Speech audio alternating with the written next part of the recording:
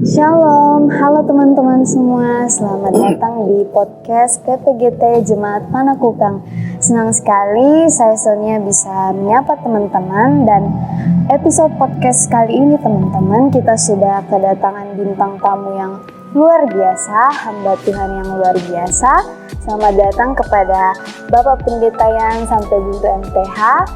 Shalom Pak, apa kabar? Oh iya, kabar saya baik, tapi saya mau meluruskan dulu bahwa yang luar biasa itu bukan saya, yang luar biasa itu Tuhan kita, Yesus Kristus. Iya. Ya, puji Tuhan. Dan mungkin buat teman-teman yang belum tahu, Pendeta Yan ini sekarang menjabat sebagai Pendeta Generasi Muda Klasis Makassar di Badan Pekerja Klasis, dan sekarang melayani sebagai pendeta di Jemaat Laki Padada Sungu Minahasa. Nah, teman-teman, hari ini tentunya kita akan belajar banyak nih dari Bapak Pendeta Yan. Pak Pendeta Yan, kalau boleh tahu, sudah berapa lama nih melayani sebagai seorang pendeta? Oke, Ade Sonia, terima kasih bahwa sebelumnya saya ini bukan lagi pendeta generasi muda Klasis Makassar. Pertanggal 3 Desember tahun lalu oleh Gereja Toraja saya sudah diuraikan di Jemaat Laki Padada, bukan Sungguh Minahasa ya, tapi Sungguh Minahasa. Jadi Laki Padada Sungguh Minahasa. Yang menggantikan saya sebagai pendeta generasi muda Klasis Makassar itu hambanya Bapak Pendeta Karya Serenteng. Beliau melayani di Jemaat Tanjung Marano.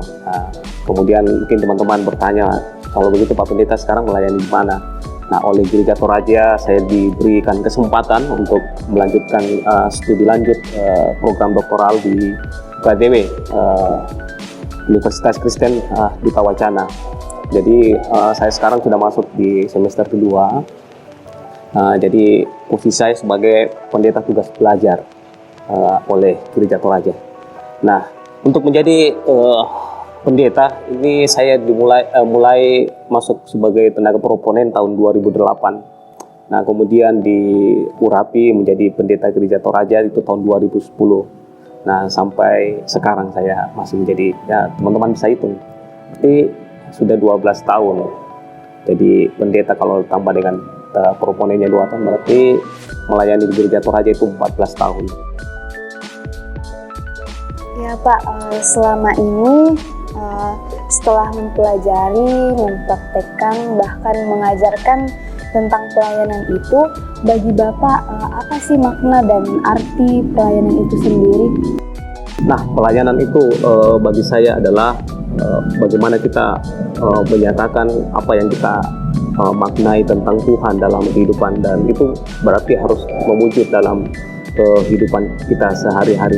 Bahwa kalau kita memang memahami bahwa Tuhan itu penuh cinta, berarti yang harus kita wujudkan dalam kehidupan sehari-hari adalah bagaimana orang bisa merasakan kehadiran kita akan cinta Tuhan dalam kehidupan mereka. Ya.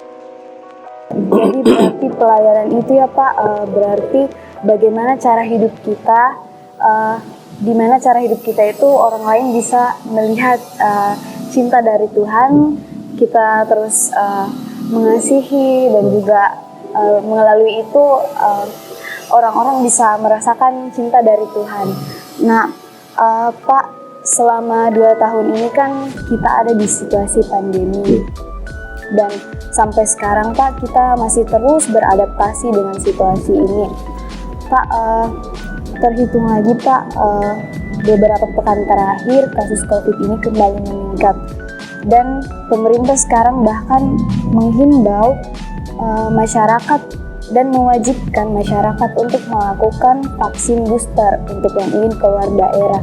Pak, bagaimana menurut Bapak, tanggapan Bapak terhadap kebijakan pemerintah ini yang mewajibkan orang untuk melakukan vaksin booster? Iya, saya pikir sebagai orang Kristen kita melihat bahwa pemerintah itu adalah rekan sekerja, apalagi pengakuan kita Gereja Toraja itu pemerintah adalah rekan sepelayanan kita. Jadi kita percaya bahwa pemerintah itu adalah wakil Allah di dunia. Jadi sebagai wakil Allah itu pemerintah akan bagaimana sebagai wakil Allah mereka merawat sungguh-sungguh warganya, sehingga saya melihat bahwa kebijakan booster itu adalah kebijakan yang sungguh-sungguh itu harus kita topang, kita harus dukung.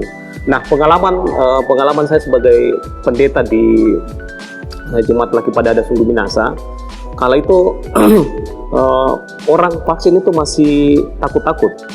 Jadi saya memulai dengan istri dan beberapa teman, kita memulai menjadikan sampel diri kami untuk vaksin.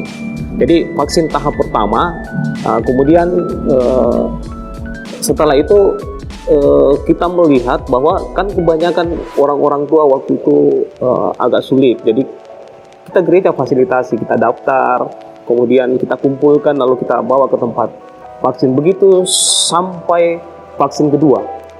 Iya, untuk booster saya kira teman-teman majelis pasti akan memikirkan ke depan, dan juga kita bersyukur bahwa untuk vaksin booster atau vaksin teman-teman atau warga yang belum vaksin 1-2, ayo segera vaksin biar kita bersama-sama dengan pemerintah itu memerangi pandemi virus COVID-19 ini. Saya kira itu dari saya.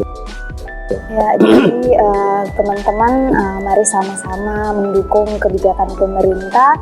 Buat teman-teman yang belum vaksin pertama ataupun kedua, mari sama-sama saling menjaga supaya kedepannya kita sama-sama bisa beradaptasi dengan pandemi ini. Nah, Pak, selama pandemi ini bagaimana sih yang Bapak rasakan selama menjalankan pelayanan? Iya, saya kira pandemi COVID ini mengajarkan kita banyak hal, terutama misalnya kalau kita berbicara tentang kehidupan gereja, kadang itu yang dulu sebelum pra-COVID itu terjadi, saya tanya Ade Sonia, kira-kira dulu itu apa yang menjadi tolak ukur sebuah gereja itu berhasil? Menurut saya, Pak, gereja itu akan berhasil apabila Pak dalam satu jemaatnya itu sama-sama saling membangun persekutuan, dan menurut saya gereja itu bukan bicara tentang bangunannya, Pak. Gereja itu bicara tentang kita, dimanapun kita berada, seharusnya kita yang menjadi gereja, yang sama-sama membangun persekutuan dimanapun itu. Itu kalau dari saya, Pak. Iya, jadi skor sebuah atau angka dari keberhasilan sebuah gereja itu biasa tolak ukur dulu tolak ukur bahwa gereja itu berhasil. Tidak bisa kita nafikan bahwa keberhasilan sebuah gereja itu dulu diukur dengan berapa banyak jumlah peserta ibadah. Kalau banyak peserta ibadahnya, setiap jam ibadahnya banyak orang hadir, itu dikatakan sebagai gereja yang berhasil. Ya, kemudian lihat gedungnya, wah itu pasti gerejanya hebat. Itu selalu jadi skor atau tolak ukur untuk menilai keberhasilan dari sebuah gereja atau sebuah jemaat. Tetapi itu COVID itu sangat mengajar kita untuk memikirkan kembali apa kira-kira nilai keberhasilan dari sebuah pelayanan atau sebuah gereja. Jadi tidak lagi dinilai oleh jumlah kehadiran orang bergereja. Keberhasilan ternyata tidak dinilai dari situ. Bahwa juga gereja itu jumlah kasnya banyak. Jadi COVID membuat kita berpikir kembali tentang nilai dari sebuah keberhasilan. Tidak dinilai lagi kasnya besar atau bagaimana, penghasilannya setiap ibadah berapa, jumlah persembahannya berapa. Luar biasa, berapa gereja yang dalam tanda petik itu sedikit kolaps untuk soal pemasukan.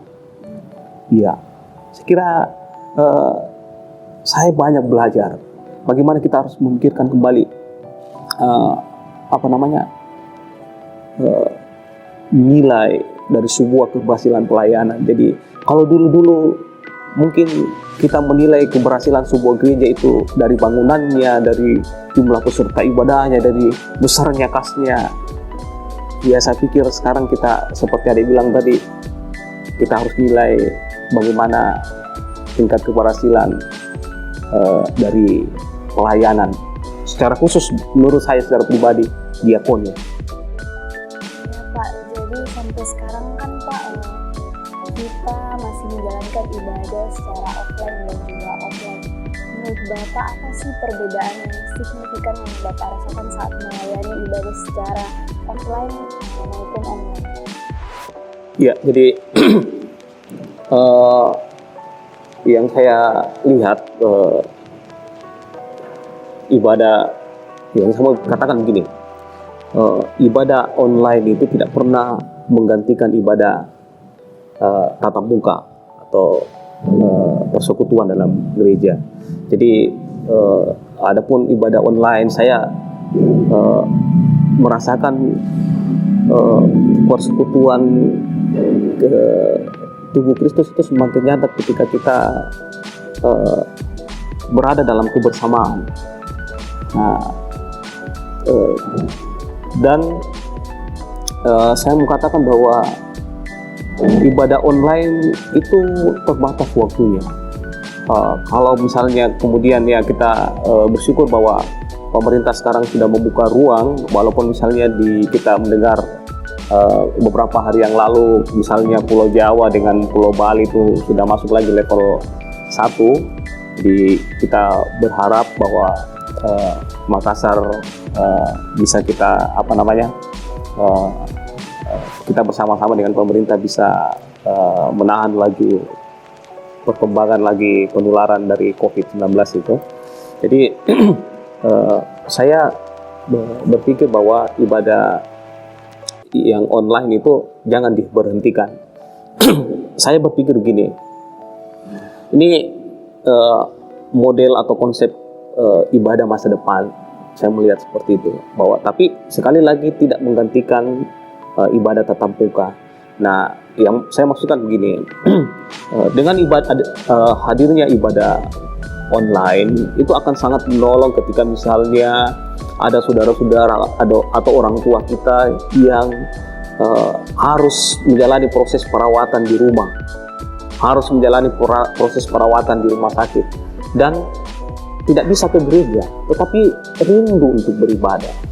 Kan tidak mungkin pendeta datang satu-satu untuk beribadah, kan tidak mungkin. Jadi sebuah kerinduan itu dan spiritualitas orang ketika berada dalam kelemahan tubuh itu dengan melihat, artinya mengikuti ibadah secara online, mempersiapkan hatinya dengan sungguh-sungguh untuk beribadah, dan dia merasa bukan menonton tetapi sungguh-sungguh beribadah, itu kerinduan dia pasti dia merasa bahwa dia juga sedang berada dalam persekutuan bersama-sama dengan orang tua atau saudara-saudara yang ada di dalam gedung gereja. Saya kira saya melihat dampak positifnya itu. Nah, saya berharap dengan teman-teman yang sudah memiliki tim multimedia, saya berharap ibadah online ini jangan ditutup. Saya melihat bahwa ini sebuah peluang pelayanan yang sangat positif, bisa menjangkau orang-orang tua kita yang mungkin sudah tidak mampu ke gereja tetapi selalu merindukan persekutuan di gereja. Dia bisa mengikuti ibadah secara online. Saya kira itu dari saya. Ya Ya Pak, menurut saya juga begitu Pak, karena bisa dilihat waktu gereja mulai dibuka kembali, antusias dari jemaat itu memiliki sama-sama kerinduan untuk sama-sama ibadah di gereja. Karena sudah sekian lama menjalankan ibadah secara online, tapi tetap gereja secara tatap muka itu tidak bisa tergantikan. Nah, Pak, di situasi COVID yang meningkat lagi ini, bagaimana nih Pak menurut Bapak gereja menghadapi situasi yang seperti ini? Apa-apa yang dipersiapkan oleh gereja untuk terus beradaptasi dengan kasus yang kadang meningkat, kadang menurun lagi? Apa-apa yang dipersiapkan oleh gereja? Iya, saya kira pengalaman 2 tahun membuat kita banyak berefleksi dan juga membuat kita dalam tanda petik mengatakan bahwa sebenarnya gereja sudah melewati fase yang berat. Nah, luar biasanya bahwa vaksin sudah berjalan, pun juga beberapa anggota jemaat sudah booster. Nah, tinggal itu yang kita lakukan, selalu menginformasikan, mensosialisasikan kepada seluruh jemaat atau juga kepada teman-teman pemuda untuk tidak kalau belum vaksin atau belum booster segera lengkapi vaksinnya, segera booster. Nah, itu salah satu langkah yang paling bisa kita lakukan, dan pemerintah sudah siapkan, puskesmas sudah ada vaksinnya, dan kemudian jadwalnya juga sudah ada. Jadi saya pikir ini tinggal soal pendampingan yang dilakukan oleh gereja, kemudian pemerintah saya pikir sudah cukup luar biasa untuk memberitahukan langkah-langkah apa yang harus kita lakukan. Ya, saya pikir juga mungkin kita sedang salah menyalahi aturan karena tidak menggunakan masker. Ya, ketika sedang melakukan podcast tapi kena jarak. Nah, kemudian yang langkah yang kedua, saya pikir itu tetap kita harus bergandengan tangan, tetap mengikuti petunjuk-petunjuk dari pemerintah, secara khusus kita ya, pemerintah Sulawesi Selatan, langkah-langkah apa yang akan ditempuh ke depan untuk supaya tidak terjadi seperti di Pulau Jawa atau di Pulau Bali, di mana mereka sudah masuk ke level 1 lagi. Saya kira itu dari saya. Pak, terhadap kebijakan-kebijakan yang sudah Bapak sebutkan tadi yang dikeluarkan oleh gereja, bagaimana sih respon jemaat yang Bapak lihat terhadap kebijakan-kebijakan yang selalu gereja keluarkan? Oh iya, jadi pengalaman saya sebagai pendeta jemaat di Laki Padada kemarin, jadi kan saya sudah tidak pegang jemaat lagi. Nah, itu luar biasa. Jadi memang yang kami lakukan sebelum membuka kembali gedung gereja untuk beribadah, sebelumnya kami mensosialisasikan melalui ibadah online. Kemudian kita buat buku panduan. Ada buku panduan yang kami buat, dan juga ya puji Tuhan beberapa jemaat waktu itu mengikuti. Ada beberapa teman mengikuti. Kami buat buku panduan, dan itu yang kami bagikan setiap 2 minggu. Jadi setiap 2 minggu itu dulu kami buat buku panduan yang berisi tentang petunjuk-petunjuk COVID dan kemudian liturgi-liturginya. Jadi kan waktu itu memang tidak ada tatap muka waktu itu. Nah, kami buat buku panduan. Kami berpikir bahwa apa yang harus kita buat di tengah-tengah situasi yang dalam tanda petik itu waktu itu terasa mencekam ya. Kami tinggal di goa, jadi hampir sampai subuh itu ambulans bunyi. Kalau bunyi lagi, kami bilang lagi COVID lagi, pasti dibawa di daerah Macanda lagi dari. Jadi situasinya sangat mencekam. Nah, ini yang dan saya mendapat beberapa respon positif dari anggota jemaat. Luar biasa Pak Pendeta, buku panduannya sangat menolong kami dan saya sekira itu yang kami buat dulu sebelum ini mensosialisasikan.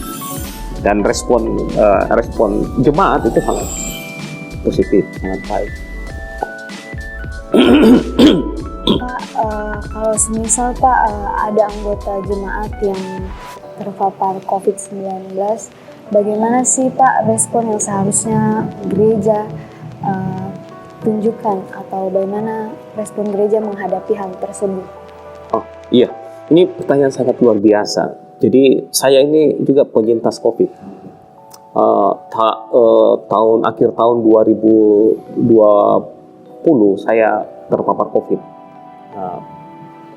Waktu itu saya berpikir bergumul sama istri, kena. Untung saya pendeta. Kenapa saya bilang untung saya pendeta? Karena saya jemaat tahu saya pendeta kena COVID, mereka punya perhatian.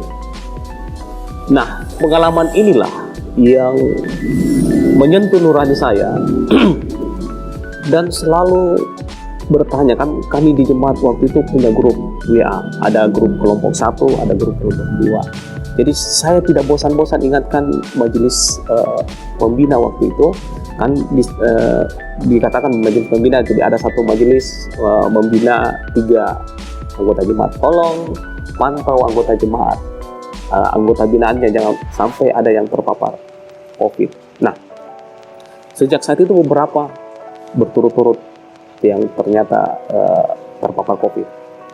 Nah, yang kami lakukan, saya sebagai pendeta secara pribadi, yang paling pertama saya lakukan selalu kami lakukan video call. Nah, kan ini awal-awal COVID di tahun itu, orang begitu stres, begitu takut. Apalagi kalau dibilang ada penyakit penyertanya. Wah, luar biasa takutnya mereka. Jadi ada pengalaman beberapa anggota jemaat yang terpapar COVID, dan dia menceritakan sepertinya saat tanda petik itu sepertinya dia sedang berhalusinasi. Yang saya sudah melihat orang-orang yang pernah meninggal, Pak Pendeta, begini. Karena saya pikir di ruang isolasi kalau kita sendiri, apalagi di hotel, bayangkan kalau malam hari pasti sunyi sekali. Di rumah saja itu kegelapan kan. Kalau dia pikir di depan dia dengar lagi berita yang kena COVID itu meninggal, bayangkan psikologis orang di masa-masa isolasi seperti itu. Jadi kehadiran hamba Tuhan itu memang sangat dibutuhkan. Jadi yang saya lakukan video call, tanya kabarnya, pokoknya saya hanya mendengar apa yang dia kisahkan dan semuanya. Kemudian tutup dalam doa. Selain itu, waktu itu kami juga mencari beberapa informasi kerjasama dengan beberapa teman yang, ya saya tahu beberapa teman ini concern terhadap pelayanan diakoni. Jadi kan gini, biasanya kalau orang sakit, kita itu hanya tahu bilang, beli kok obat ini, beli kok obat ini, beli kok obat ini. Ini orang COVID loh, dia nggak bisa kemana-mana. Jadi kalau kita hanya mengatakan, beli obat ini, memangnya dia berdoa obatnya datang? Enggak. Maka yang kami lakukan waktu itu, beberapa teman-teman yang mereka berbagi berkatnya, kemudian saya belikan vitamin dan semua, alamatnya saya kirim. Kami suplai buah-buahan, kami suplai makanan, dan kita kerjasama. Ada beberapa link-link yang waktu itu membagi makanan gratis. Kita bantu daftarkan dia, dan di hari-hari selanjutnya sampai dia selesai COVID, dinyatakan sembuh, baru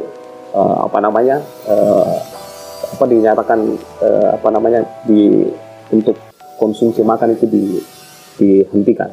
Kita alihkan lagi ke yang lain.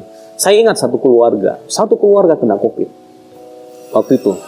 Nah, ini tentulah kita tidak berdebat soal dinamikanya seperti apa, kenapa anda ini.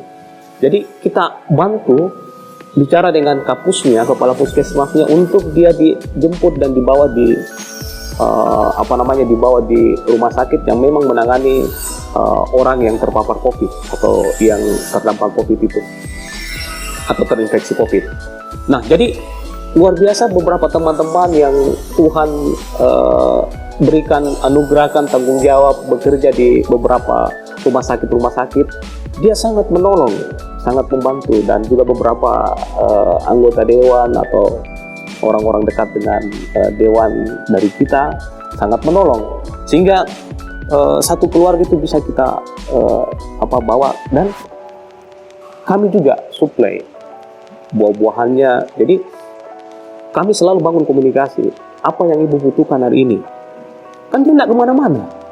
Saya refleksi itu saya ambil dari saya, karena saya pendeta yang kena COVID, itu makanan berlimpah, anggota jemaat bawa makanan, sekalipun mereka biasa berkisah, ini Pak Pendeta itu kami sedih kalau kami itu taruh makanan itu hanya di pagar, sepertinya Pak Pendeta ini orang kena kusta, tidak bisa kita lihat.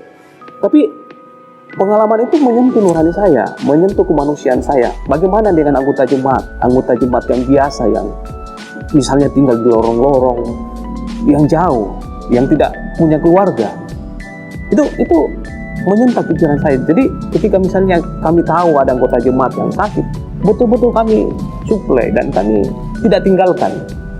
Kami tidak tinggalkan sampai mereka dinyatakan sembuh. Mereka pulang kembali, kan tetap harus ada karantina 1 minggu. Tetap kami suplai sampai dia dinyatakan bahwa lepas.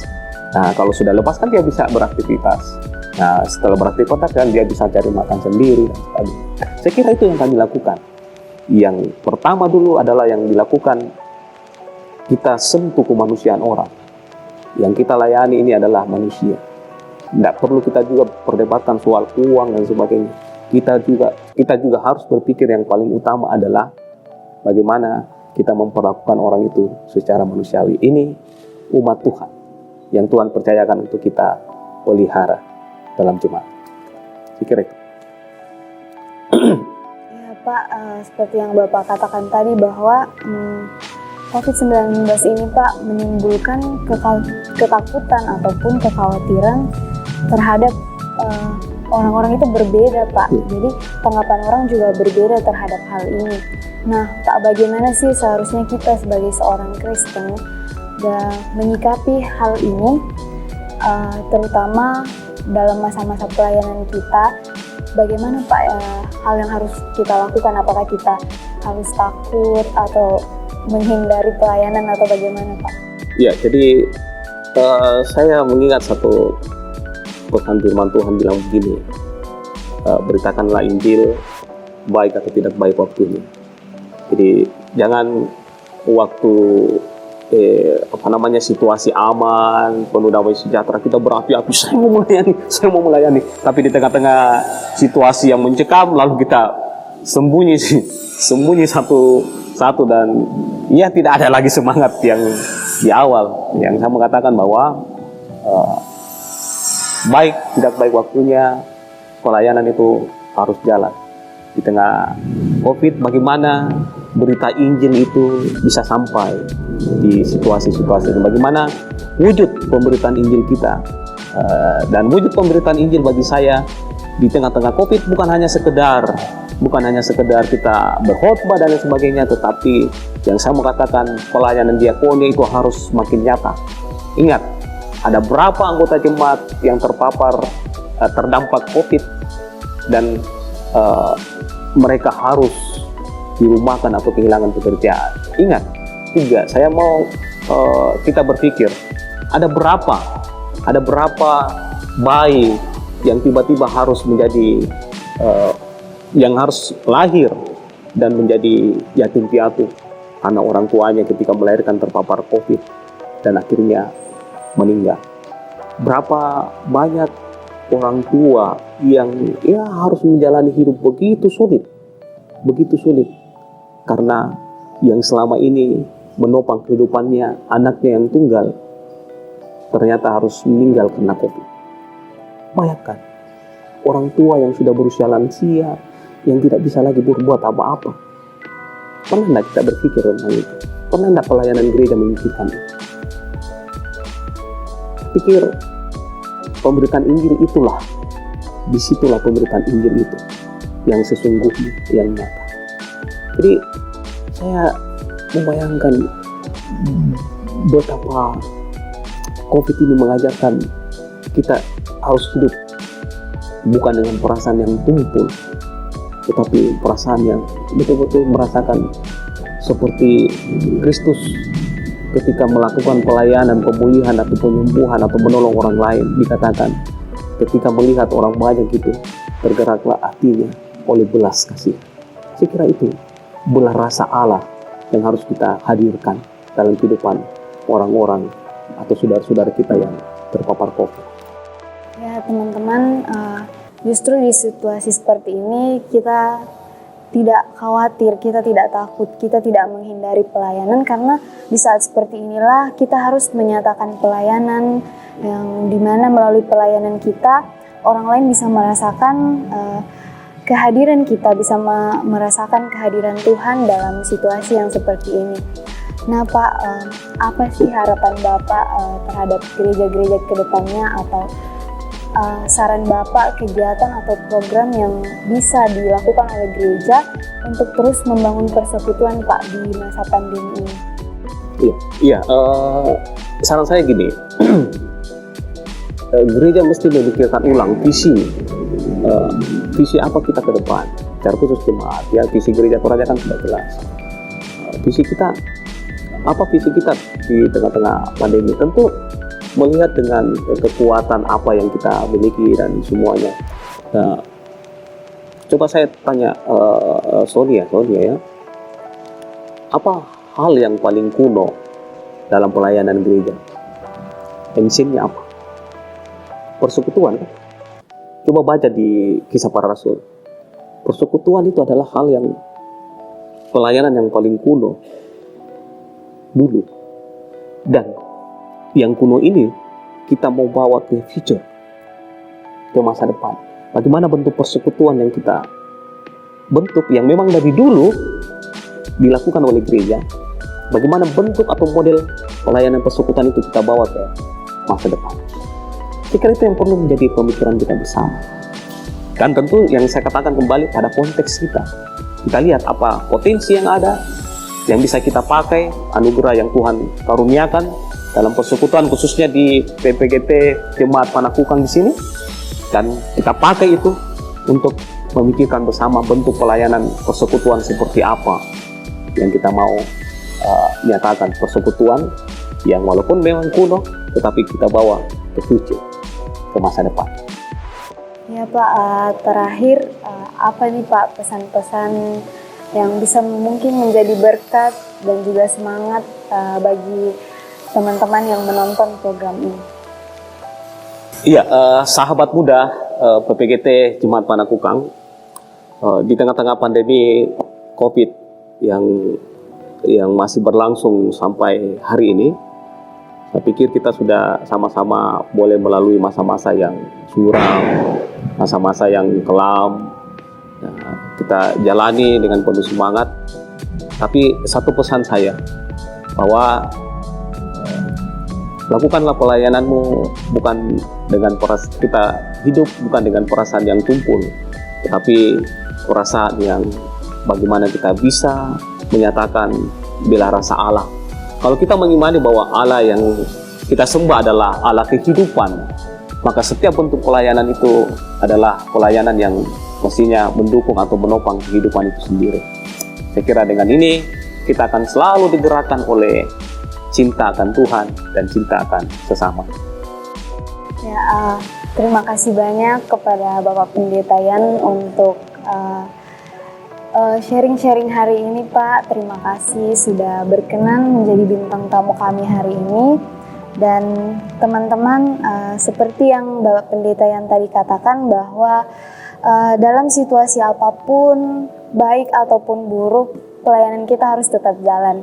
Justru dalam kondisi yang seperti ini, kita justru semakin melakukan pelayanan kita untuk bagaimana kita sama-sama saling merangkul, saling bersekutu dalam situasi yang belum kondusif sampai saat ini. Tapi teman-teman, mari kita semua ikuti kebijakan pemerintah, ikuti kebijakan gereja, karena itu semua supaya kita semua bisa tetap bersekutu, bisa beribadah dengan aman, dan juga tentunya tetap membangun persekutuan dalam gereja. Itu saja mungkin hari ini dari kita, dan teman-teman kita akan kembali menyapa teman-teman bulan depan di episode podcast yang berikutnya, tentunya dengan tema yang lebih menarik. So stay tune dan stay safe. Tuhan Yesus memberkati.